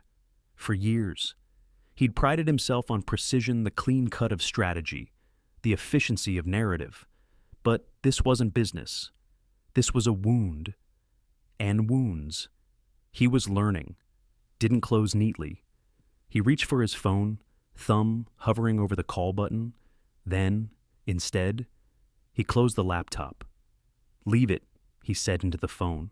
His tone was quiet, final. No statement, no spin. There was a pause on the line. Sir, with respect, I said leave it. He hung up. The silence that followed was strange, not empty, but heavy with something new, accountability. He leaned back in his chair, eyes closing for a moment. The hum of the office HVAC filled the room, steady and low. It reminded him of the house, that same dull sound that used to cover the quiet he refused to face. Now, there was no one left to cover it for him. By noon, he was still sitting there, hands idle, the edges of his thoughts sharp and unrelenting. It was Evelyn, from the nonprofit board, who finally called. Her voice was kind but clipped. You don't need to donate your way out of guilt. Nathaniel, she said, after he'd offered another large contribution. He almost laughed, not because it was funny, but because it was true. Then, what do I do with it? He asked quietly. Start with yourself, she said. That's where you've been missing. 2 hours later, he was parked outside a small brick building on Habersham Street. A modest sign near the door read, Dr. Lenora Vance, licensed therapist. He sat in the car for 5 minutes before going in. The waiting room smelled faintly of lavender and coffee. Magazines were stacked neatly on a wooden table, the kind with rounded edges that made people feel safe. The light was soft, filtered through linen curtains. Not a space for power, a space for pause. He checked his watch. 1:58 p.m. He hated being early, but he hated being late more. At exactly 2, a door opened. A woman stepped out. Gray curls, kind eyes, calm presence. Mr. Caldwell. He nodded, standing. Nate, he corrected. His voice sounded smaller than he expected. Come in. Nate. The office was quieter than the waiting room, but not sterile. Bookshelves lined the walls, their spines faded from years of touch. A small water fountain in the corner murmured softly, the sound steady, unhurried. They sat across from each other. She didn't take notes immediately. She just looked at him, not as a client, not as a headline, just a man. So, she said after a pause, what brings you here? He let out a slow breath. I lost my wife. Divorce. Yes, but that's not really what I lost. She nodded once. What did you lose? He stared at his hands. The words came slower than he expected. Someone who saw me before I started managing how I looked. Her pen finally touched paper. And how long have you been managing? He gave a small, humorless laugh. Since forever. They talked, or rather, she asked, and he stumbled, about control, about the image he'd built, about the way silence had felt safer than softness. Every answer felt like a layer peeled back from something he hadn't wanted to see. At one point, she leaned forward slightly. You know, she said gently, control isn't the same as strength. He looked up. It kept me from falling apart. It also kept you from being known. She said, control. She paused, letting the words sit between them. Is fear informal wear? He didn't speak for a long time. The sentence landed like truth disguised as kindness. He thought about every meeting he'd dominated, every conversation he'd redirected, every silence he'd mistaken for peace. He thought about Claire, her steady presence, her patience, her quiet attempts to reach him. He'd built his empire on precision. She'd wanted connection. Now he had the empire and an empty house. When the session ended, Dr. Vance handed him a small card. Next week, same time. He hesitated. You think it'll help? She smiled faintly. Only if you want it to. Outside, the sunlight was softer, the air thick with late summer heat. He stood by his car for a while, watching leaves drift in lazy spirals. He didn't feel lighter, not yet, but something in him had shifted the smallest fracture in the armor. That night, he didn't turn on the news or check his emails. He sat on the back porch, listening to the marshland hum with life. Frogs, crickets, the distant wash of the tide. He poured himself a glass of water, not whiskey. The habit surprised him. He thought of Claire somewhere out there under the same sky, her life moving forward, her laughter alive in rooms that no longer included him. For the first time, the thought didn't burn. It just stung. He whispered the words again, testing them on his tongue. Control is fear and formal wear. He almost smiled. It fit too well. The night deepened around him. The wind rustled the tall grass. The house, for once, didn't feel like a fortress. It felt like a man beginning to hear his own echoes and choosing not to turn away. Somewhere deep inside, something small dignity maybe began to stir. Not the polished kind that came with power, but the quiet kind that came with truth. And in that quiet, Nate Caldwell, for the first time in his adult life, let go of control and simply breathed. The first drops came slow, fat, heavy, deliberate like the sky testing its strength. By noon, the rain had turned fierce, slicing sideways across the marshland and hammering rooftops like nails on tin. The air smelled of salt and soil, electricity and fear. It was storm season again. At the Low Country Literacy Office, folding tables became makeshift command posts. The chalkboard still held spelling lists from last week's class neighbor. Rebuild. Listen. Now the words looked prophetic. Claire stood by the whiteboard, hair tied back, a yellow raincoat zipped to her throat. We're pivoting, she said to the team, voice steady above the noise. Forget classes. We're running supply drops. Water, formula, diapers, books. Families are sheltering at Ridgefield Elementary and 2 churches inland. We get there before night. Daniel nodded, already checking logistics. Trucks fueled. We'll load from the back. The team moved with quiet urgency.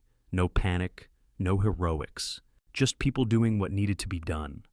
Claire helped lift boxes, tape cartons, label supplies. Every motion was practical, but under it ran something deeper, purpose-stitched with compassion. Outside, the rain picked up its rhythm, turning parking lots into shallow lakes. By the time they pulled out in the old pickup, the streets shimmered under silver sheets of water. Claire drove, hands firm on the wheel. Daniel sat beside her, maps and a thermos of black coffee between them. The wipers moved like a heartbeat, steady, unrelenting. "You sure about this route?" he asked. Eyes on the flooded road ahead, 63 miles inland. "It's higher ground," she said. "We'll make it." He didn't argue.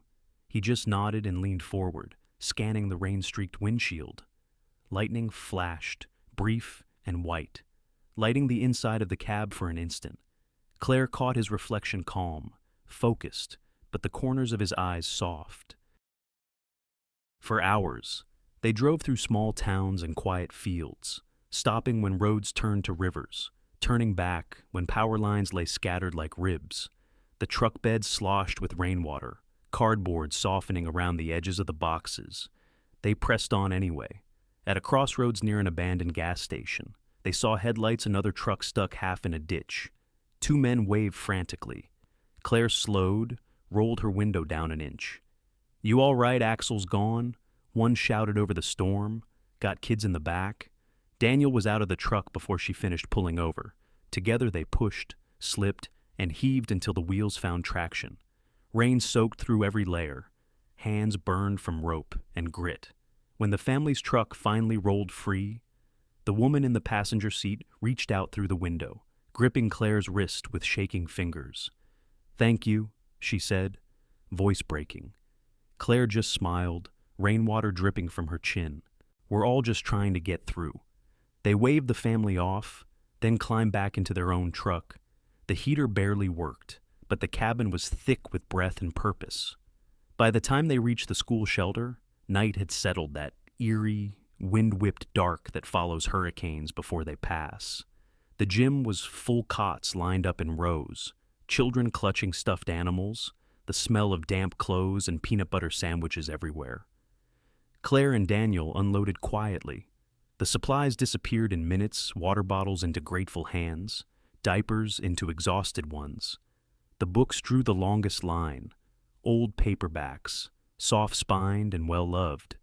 She watched a grandfather pick up The Old Man and the Sea, running his fingers along the cover like it was gold. "It's been years," he murmured. "Used to read this to my boy." Claire smiled. "Maybe you can read it again to your grandson." He looked up, eyes wet but shining. "Maybe I will." The room buzzed with the small, invisible current of hope. Not the loud kind that makes speeches, but the quiet one that moves through hands and hearts when no one's watching. Outside, the wind began to ease. Daniel leaned against the wall, arms crossed, watching Claire kneel beside a group of children, reading by flashlight. Her hair had come loose, strands sticking to her forehead, but her face lit by that soft beam looked peaceful.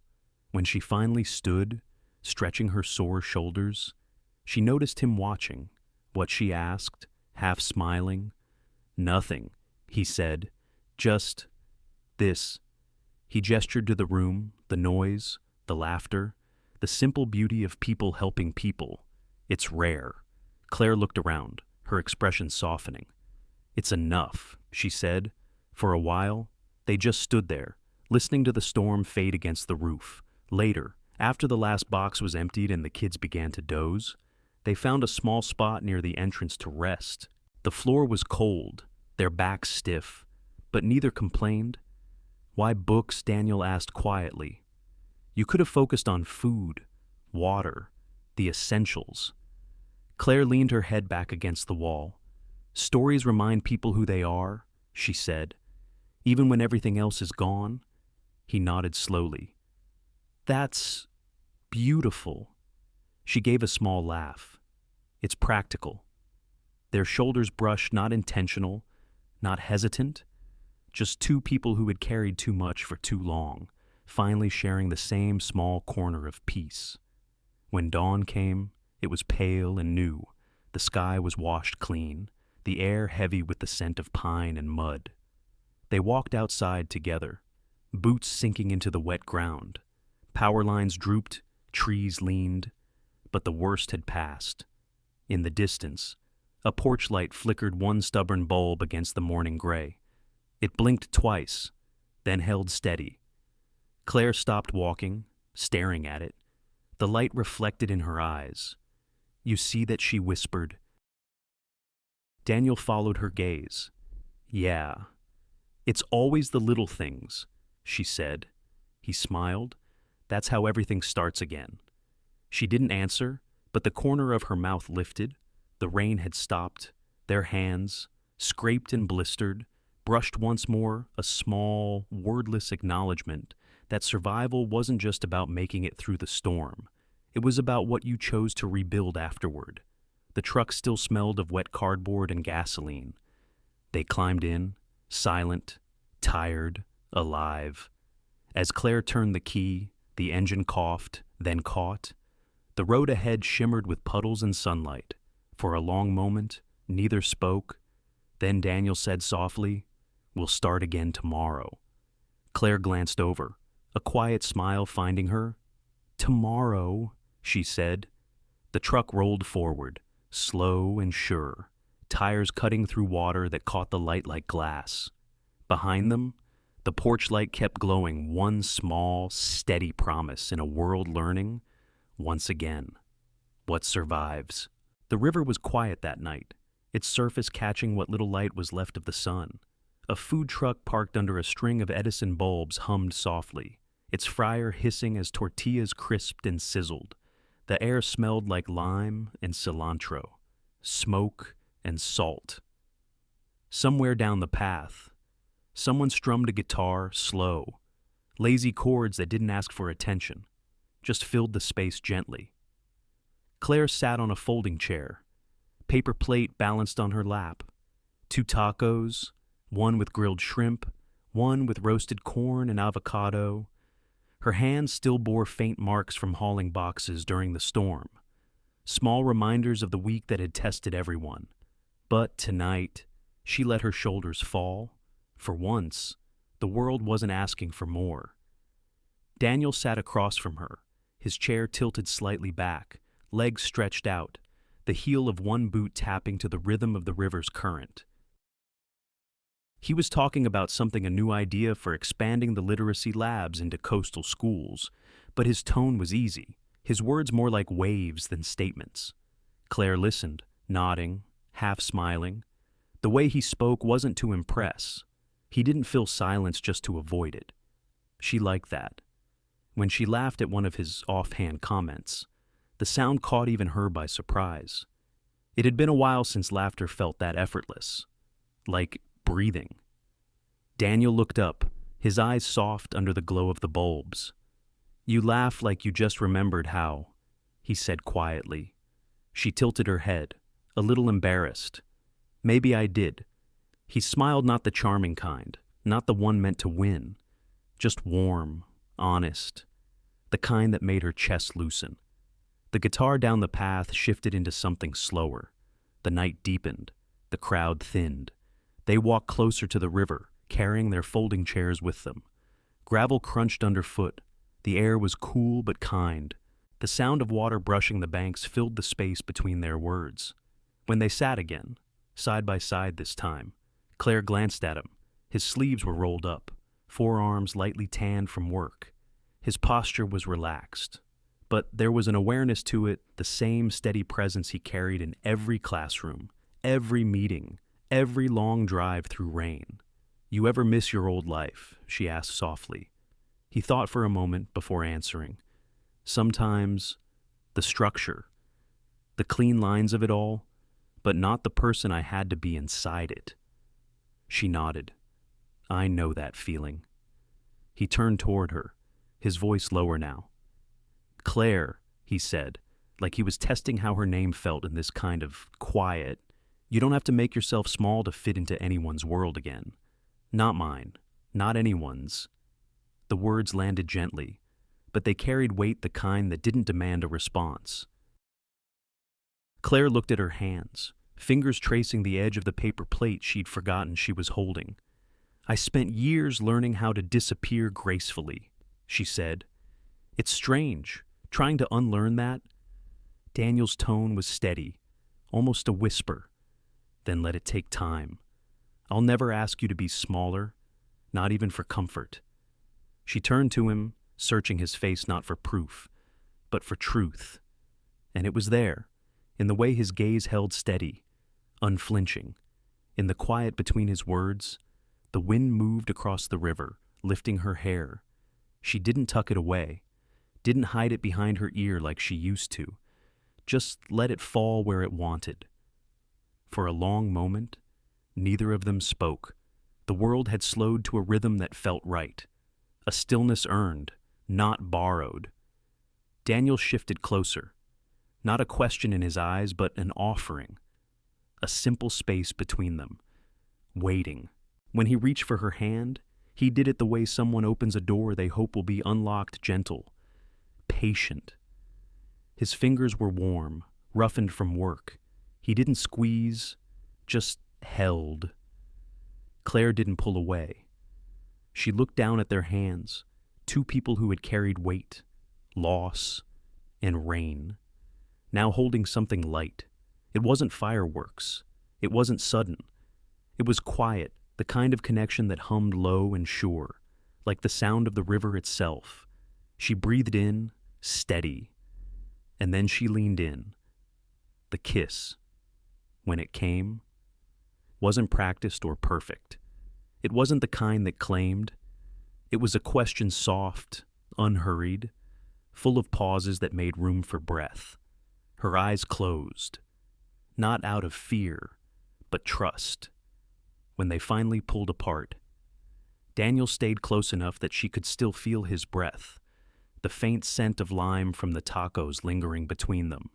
He smiled. "You okay?" She nodded, voice barely above a whisper. "Yeah. I just haven't said yes to something that didn't cost me before." He studied her for a moment. Then, maybe this time, he said, "It's a yes that gives back." The words settled deep, not romantic, not grand, just true. They sat there until the bulbs flickered off one by one, until the food truck closed its hatch and the guitar stopped playing.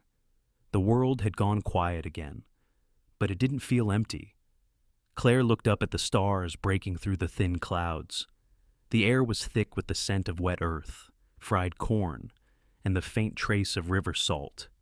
She felt the night settle into her bones, calm, grounded, real. Her hand was still in his. She looked at it, studied the way their fingers fit together. This was not a hand she had to hide behind her back, not one she had to release out of duty or fear. It was a hand that asked nothing but honesty. She could feel her pulse in her palm steady, alive. Hers. "Daniel," she said softly, "if this is something real..." He turned his head slightly, eyes meeting hers again. "It will be because you choose it," he said, "not because I do." She smiled, small and certain. "Then I think I'm choosing." He nodded once. "Good." The river kept whispering beside them. The wind carried the hum of distant laughter from the town. Claire leaned back in her chair, shoulders open, fingers still intertwined with his. It wasn't a fairy tale ending. It wasn't meant to be. It was something truer, two people sitting beside the slow river, the past still echoing behind them, the future unwritten, but finally theirs to imagine. And in that still night, with taco wrappers rustling and water shining dark under the moon, Claire realized freedom didn't have to be lonely. Sometimes it looked exactly like this, a hand you didn't have to hide. It was one of those late mornings that smelled like fresh bread and rain on brick, a savannah kind of quiet, where even time seemed to move slower. The bell over the coffee shop door chimed softly as Nate stepped inside. He wasn't looking for anyone, just caffeine and a moment to think. The air was warm, rich with the scent of espresso and steamed milk. Indie music hummed low beneath the chatter. He ordered a black coffee, took it to the corner table near the window, the one with a view of Bay Street glistening from a light drizzle. He had been doing better lately. Therapy on Tuesdays, morning runs by the river, learning to sit with silence instead of controlling it. But still, there were mornings like this when habit guided his steps more than thought. He sipped the coffee. It was bitter, grounding. His eyes drifted out the window and then froze. Across the street, At an outdoor table sat Claire. The world didn't tilt or blur. It just quieted. She was laughing not loud, but full. The kind of laugh that came from somewhere deep. The kind she used to hold back in rooms full of careful people. Her hair was shorter now, softer around her face. She wore a pale blue shirt, sleeves rolled to the elbow. And next to her, Daniel. They were leaning close, but not entangled. Just two people at ease with each other. The kind of comfort that doesn't need to prove itself. Then, as she reached for her cup, their fingers brushed, lingered, and stayed. Nate's chest tightened. It wasn't rage, not even jealousy, though those things flickered faintly at the edges. It was something quieter. Sadness, maybe. Acceptance with a sting. He should have looked away, but he didn't. He watched the small gestures, the way she leaned in slightly when she listened, how Daniel's hand rested lightly over hers without claiming it. It wasn't possessive, it was partnership. Nate had never learned that kind of touch. He stared down at his cup, the steam curling into nothing. His reflection rippled on the black surface tired eyes. An undone tie. A man still learning to live without armor. Across the street, Claire said something, and Daniel laughed. She reached up, brushing a strand of hair from her cheek, and Nate remembered that motion not as loss, but as memory. He looked up again just as she glanced in his direction. Their eyes met. For a moment, everything inside him stopped. The sound of the cafe, the clatter of cups, even the rhythm of breath. She didn't flinch, didn't look away. There was no shock, no guilt, just recognition. A quiet understanding that time had moved, that they had too. He gave a small nod, not a wave, not an apology, just acknowledgement. She smiled, soft, almost imperceptible. Then she lifted her cup slightly, like a gentle toast. He mirrored the gesture, lifting his own in return. The simplest of rituals, the first unarmed moment between them in years. And just like that, something eased inside him. She turned back to Daniel, and Nate watched for another heartbeat before looking away. He didn't need to see more. The story didn't belong to him anymore, and that realization, surprisingly, didn't break him. It released him. He sat there for a while longer, the coffee cooling in his hand. Outside, the rain began to fade, leaving the world washed and clean. When he finally stood, he felt lighter, not healed, but human. He walked out the door, the bell chiming again, a small sound that felt like punctuation. The street was still damp. He stepped around a puddle and found himself smiling, not from joy exactly, but from clarity. On the sidewalk, he paused, pulled out his phone, scrolled past missed calls and work reminders until he found the contact he wanted. Dr. Lenora Vance. His thumb hovered for only a second before pressing call. "Dr. Vance's office?" came the receptionist's voice. "Hi," he said, clearing his throat. "This is Nate Caldwell. I'd like to schedule another session." There was a short pause. The sound of keys tapping. "Of course. Mr. Caldwell. Same day and time." "Yes," he said. Then, after a beat, "Actually, can we make it twice a week?" "Twice a week," she repeated. "We can do that." He thanked her and hung up. The phone felt lighter in his hand than it had in months. A soft wind moved down the street, carrying the smell of rain and roasted coffee. He glanced once more at the cafe across the road. Claire was gone now, the table empty except for 2 cups and a folded napkin. He didn't cross over to see. Some things didn't need revisiting. Instead, he started walking slow, unhurried steps. The city felt new somehow, like it had shifted just slightly into focus.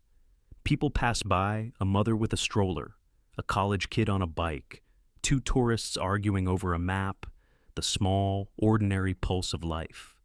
He let it carry him forward. When he reached the corner, he stopped at a red light. A reflection caught in a window beside him himself, faint, ghost-like, framed by passing clouds. For once, he didn't turn away from it. He just stood there, watching. A car honked somewhere down the block. The light turned green. He crossed. The river wasn't far, he could smell it, that mix of salt and metal and life. Maybe he'd walk there. Maybe he'd sit on the bench she used to like, the one under the magnolia tree. Maybe he'd just breathe for a while. He wasn't sure what tomorrow looked like, but for the first time, that uncertainty didn't scare him.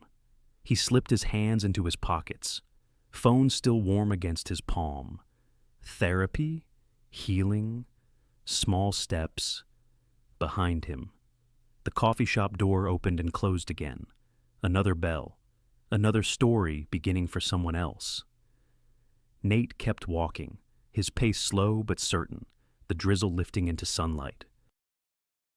And somewhere in that mix of coffee, rain, and the quiet hum of life moving forward, he realized this was the real goodbye, not to her, but to the man he used to be. He smiled once, faintly. Then he kept going. The morning began with laughter low, unhurried, the kind that fills a room without trying. The hall at the Low Country Literacy Initiative buzzed with motion, the scrape of chairs, the soft shuffle of books and boxes, the hum of a coffee machine brewing its second pot. Claire stood at the front of the room, a marker in hand, her notes scrawled across a whiteboard smudged from years of use. "Okay," she said, smiling. "Who can tell me what makes a story?" Stick a volunteer, an older woman with silver hair and kind eyes raised her hand. "When it feels like it really happened." Claire nodded. "Exactly. Stories work when we believe someone's heart is in them." From the back of the room, Daniel stacked folding chairs against the wall, sleeves rolled up, shoulders relaxed. Every so often, she'd catch his eye not in that searching way from before, but in quiet acknowledgement, two people who had found their rhythm. Outside, late spring light spilled through the tall windows, glinting off the river beyond the oaks. It had been a year since that night of tacos and river breeze, a year of slow mornings, shared work, and the kind of love that asked for nothing but honesty. The training session wrapped with applause. Someone handed Claire a cup of sweet tea, and a group lingered to talk about next week's literacy fair. She listened, encouraged, laughed. There was warmth in her presence now, not the glow of performance, but of peace. When the last volunteer left, Daniel crossed the room, balancing the final chair. "You realize," he said, "you just ran a 3-hour training without checking your notes once." She smiled. "Old teacher habits die hard." "Or maybe," he said, setting the chair down, "you finally trust your own voice." She looked at him, softening. "Maybe I do." He brushed a hand across her shoulder, not as reassurance, but as recognition. The building quieted. Afternoon lights pooled across the floor. Claire stood for a moment, taking it in the empty chairs, the faint smell of markers and coffee, the echo of stories told and retold. "Want to get lunch?" Daniel asked. "In a bit," she said. "I think I'll walk first." He nodded, knowing when to give space. "Meet you by the pier." She slipped out through the side door, down the familiar path to Bay Street. The air carried the faint hum of tourists and gulls. Somewhere, a street musician played a soft tune on a harmonica. Her shoes clicked lightly against the cobblestone. That's when she saw him. Nate.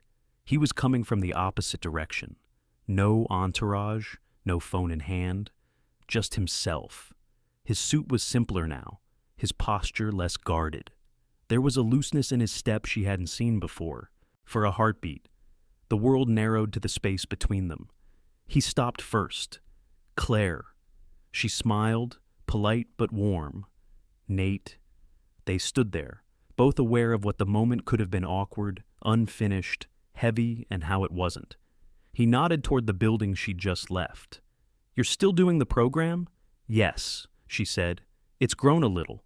We've added rural counties, more hands than we can count. That's good." He paused. "I saw your feature in the paper." They quoted something you said about dignity being quieter than pride. She tilted her head. You read it, I did. A small smile touched his mouth. I think I finally understood it. There was no accusation in his voice, no regret to be weighed, just truth, spoken softly. He looked down the street as if searching for words. I'm doing mentorship work now, he said. Startups, young founders, smaller office. But he gave a light shrug. Bigger life, I guess. Claire nodded, genuinely glad. That suits you. He looked back at her, and for the first time, there was no shadow between them. You seem happy. I am, she said simply. He nodded again, the way someone does when they finally see the ending they needed, not the one they wanted, but the one that made peace possible. Neither rushed to leave. The river breeze drifted through the street, carrying the faint scent of magnolia. He stepped aside, giving her the right of way. Take care of yourself. Claire, you too. Nate. She passed him with a small nod, and that was it. No lingering glance, no backward look. Just a quiet, real goodbye, the kind that means thank you for what it was, and for what it taught us. She walked on toward the pier, the sound of her steps fading into the hum of the city. Daniel was already there, leaning against the railing, 2 sandwiches in hand. He handed her one wordlessly, and they ate in comfortable silence, watching the sunlight dance on the ripples below. After a while, he said, You okay? She nodded. Yeah, I saw him. He didn't press, just let the moment be. Claire leaned her arms on the railing, eyes following a boat drifting slowly downriver. The surface shimmered gold, catching light from the morning sun that was now climbing higher, clearer. She thought of everything that had changed and everything that hadn't. How love, when true, doesn't vanish. It transforms. It teaches you where the edges are and how to open your hands instead of closing them. For a long while, they didn't speak.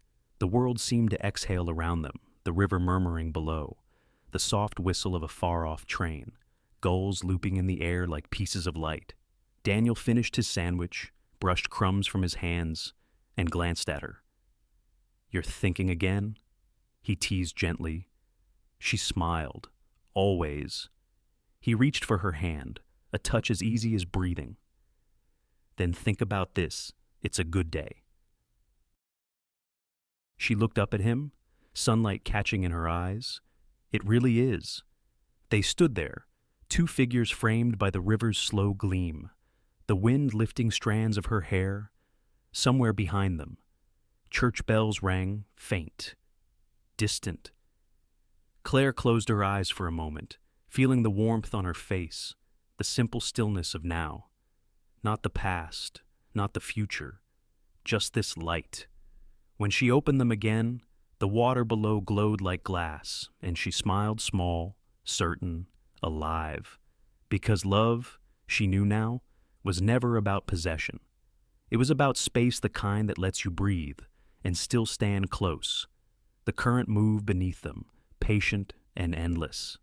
She took a slow breath, the river answering with its quiet rhythm. And as the light shifted, soft and gold across her face, the story that began with silence finally found its peace not in grand gestures or words, but in the simple grace of letting go and being free. In the end, this story isn't just about love lost and found, it's about growing into yourself. Claire's journey reminds us that freedom is not the absence of others, but the courage to live in truth. She learned that respect matters more than wealth, that kindness can rebuild what control once destroyed, and that healing rarely comes all at once. It arrives quietly, in moments of honesty. Nate's change, too, teaches something tender. It is never too late to become a gentler man, to trade pride for peace. Life, especially as we grow older, often invites us to start again, not from the beginning, but from understanding.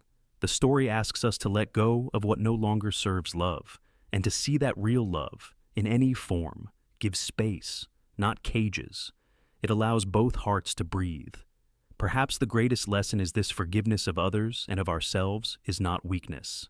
It's how light returns. And when we finally choose peace over control and compassion over fear, we find something far richer than perfection. We find dignity and the quiet grace of being free. Thank you so much for watching and spending your time with this story. If it touched your heart or made you think a little differently about love and life, please don't forget to like, share, and subscribe to the channel. Your support helps these stories continue to reach more people who might need a quiet reminder of hope, healing, and second chances. Stay kind, stay open, and I'll see you in the next story.